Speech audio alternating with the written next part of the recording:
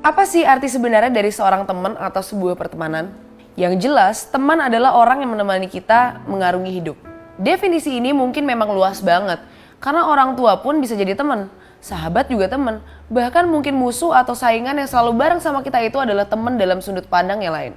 Mungkin secara filosofis lebih tepat kalau kita nyebut teman adalah segala sesuatu yang ada dalam circle kita.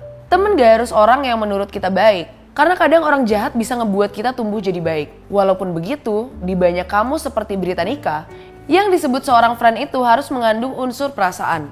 Tapi sering gak sih kamu ngelihat ada teman yang dibenci, tapi sebenarnya perilakunya membuat kamu dewasa? Contohnya, ketika ada teman yang selalu negur kamu ketika kamu bolos sekolah, ketika kamu salah milih pacar, atau sebagainya. Kadang temen kayak gitu sering dibilang kolot, seperti emak-emak. Karena itu, afeksi atau perasaan naksir itu bisa aja bertepuk sebelah tangan dan di akhir tetap aja dia adalah teman ketika selalu ada dalam circle. Di antara itu semua, kita bisa bilang bahwa arti teman itu cair. Gak ada satu definisi pasti tentang teman. Kalau kita mendefinisikan teman adalah circle, mungkin itu tepat.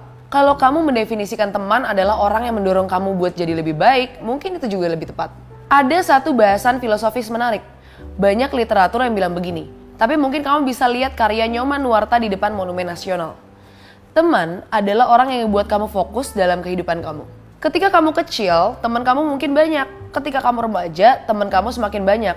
Tetapi ketika kamu menua, kamu akan menemukan bahwa teman kamu semakin sedikit. Semakin tua, semakin sedikit. Kenapa? Karena hidup kamu jadi semakin fokus sama tujuan. Semakin dewasa, cuma orang yang mendukung tujuan kamu aja yang akan ada di circle kamu. Dengan banyaknya masalah, maka semakin tua memang wajar manusia semakin pragmatis.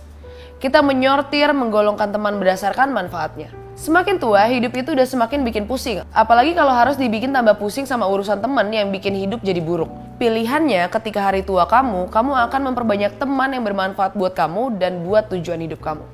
Bener gak sih?